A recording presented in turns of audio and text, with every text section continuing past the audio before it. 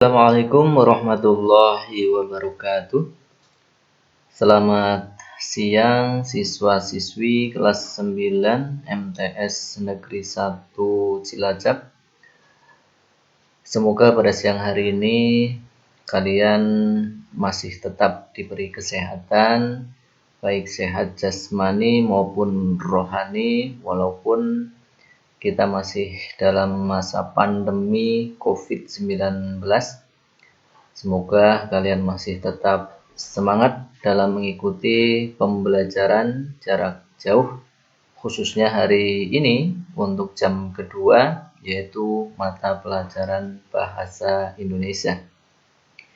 Alhamdulillah tentunya kita masih diberikan kesempatan untuk bersua di semester kedua untuk materi Bahasa Indonesia tahun pelajaran 2020-2021.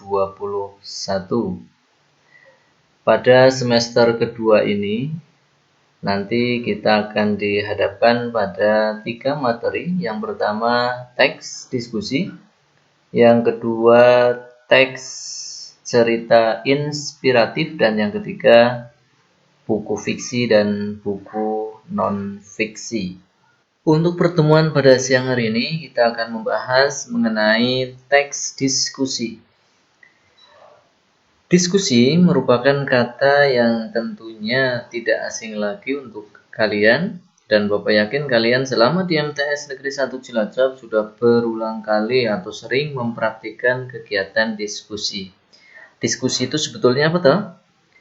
Diskusi di sini merupakan pertukaran pikiran, gagasan, dan pendapat antara 2 orang ataupun lebih yang memiliki tujuan untuk mencari kesepakatan pendapat. Kalau dalam bahasa Jawanya itu rembugan. Ya, rembugan di sini tentunya dilakukan oleh lebih dari 2 orang. 2 orang minimalnya, atau 3 orang, 4 orang, atau lebih. Nah, di antara orang-orang tersebut, di antara pelaku-pelaku kegiatan tersebut memiliki perbedaan pendapat. Nah, dengan adanya diskusi atau rembugan tadi, atau rapat barangkali ya, memiliki persamaan, yaitu mencari kesepakatan pendapat dari beberapa perbedaan tentunya.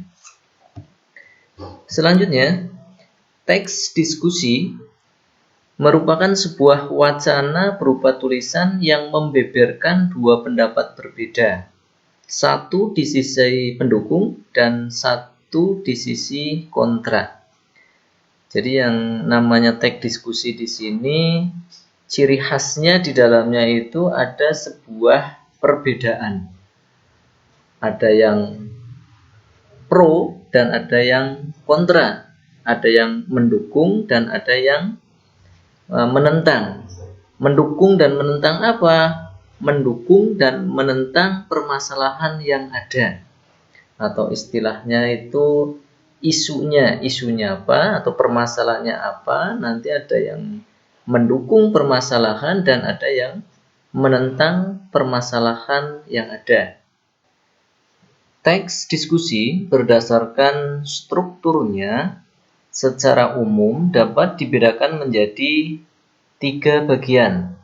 Yang pertama isu atau masalah, yang kedua argumen atau pendapat, dan yang terakhir simpulan dan saran.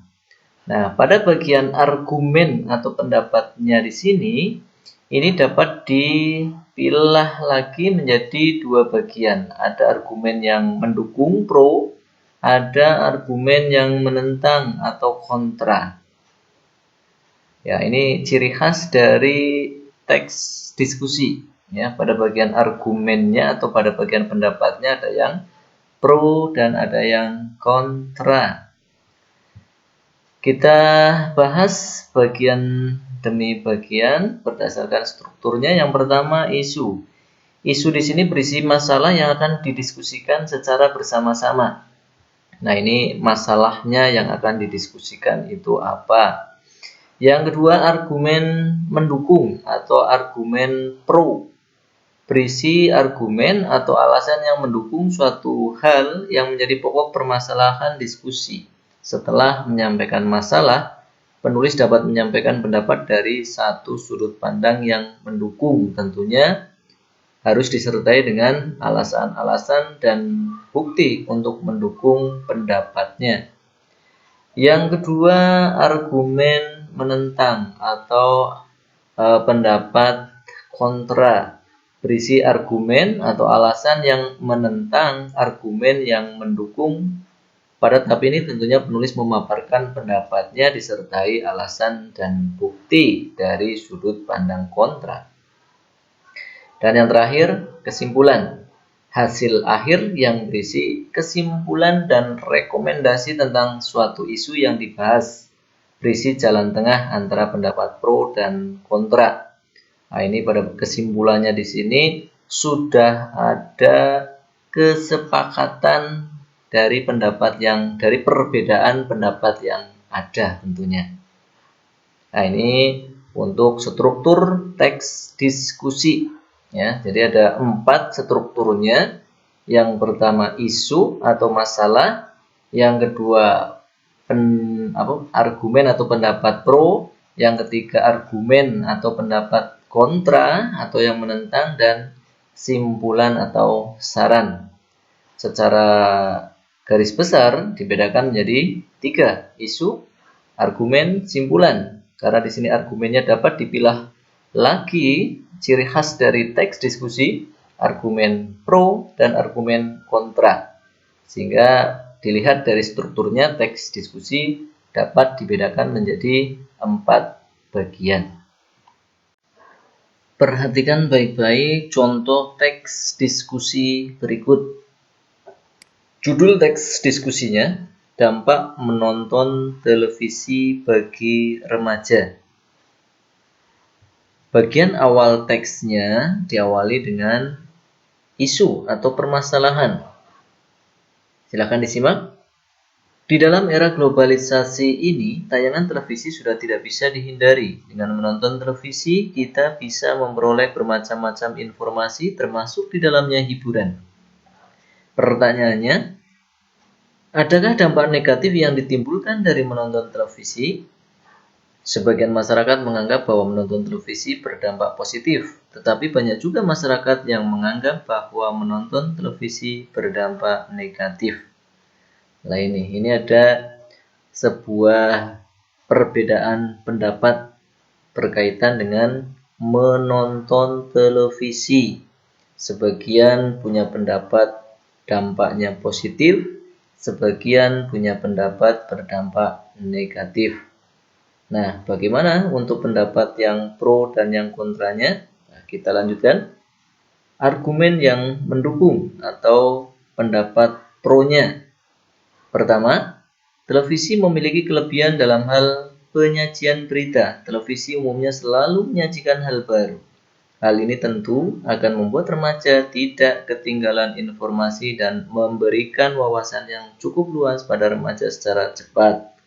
Nah, ini karena mengungkapkan tentang dukungannya, mendukung dengan adanya menonton televisi, itu memberikan segi positif bagi remaja, sehingga ini termasuk argumen pro atau argumen mendukung. Bagaimana dengan argumen menentangnya? Televisi membuat remaja lupa waktu. Bagi pelajar, kecanduan nonton televisi menjadi kontraproduktif dengan tugas orang pelajar yang kewajibannya belajar. Lah, ini mungkin memang dalam masyarakat, mungkin diantara kalian pun ada yang mungkin mengalami segi negatifnya dengan menonton televisi, terutama ketika kalian sudah mengikuti acara-acara yang menarik. Tentunya contohnya kayak nonton sinetron. Ketika kita sudah mengikuti atau menonton sinetron yang episodenya banyak, panjang begitu, sampai ratusan episode. Nah, ketika kita tidak nonton, sekali saja tidak nonton, kita merasa ada sesuatu yang kurang atau kita merasa ketagihan. Nah, ini kalau bagi remaja tentunya karena tugas utamanya adalah belajar. Lah, ini Ini yang mungkin harus diwaspadai. Nah, karena paragraf ini mengungkapkan tentang pendapat yang kontranya, yang menentangnya, sehingga ini masuk pada argumen menentang. Selanjutnya untuk struktur yang terakhir atau bagian yang terakhir adalah simpulan. Dari beberapa pendapat tersebut dapat disimpulkan bahwa televisi mempunyai dampak positif atau negatif. Hal itu bergantung pada penonton televisinya. Nah, ini yang memberikan solusi dari pendapat pro dan pendapat kontra. Jadi antara dampak positif dan negatifnya tentunya dikembalikan lagi pada penontonnya. Penontonnya harus memiliki kesadaran diri tentunya, ya, terutama untuk kalian yang tugas utamanya adalah belajar, harus pinter-pinter membagi waktu, memanage waktu, kapan belajar dan kapan waktunya untuk nonton televisi.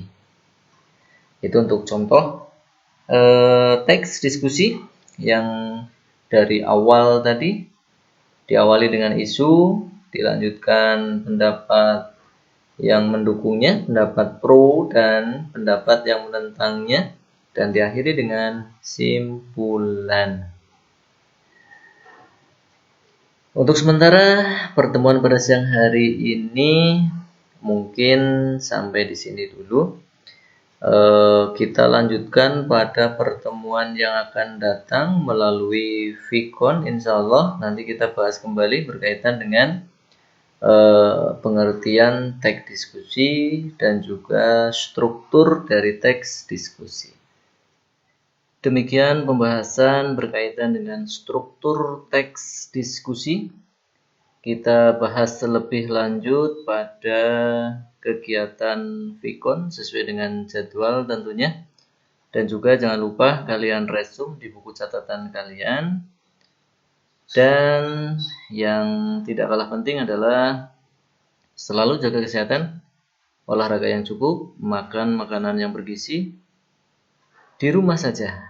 Terpaksa harus keluar rumah, tentunya pakai masker, jaga jarak, selalu cuci tangan pakai sabun dan air mengalir.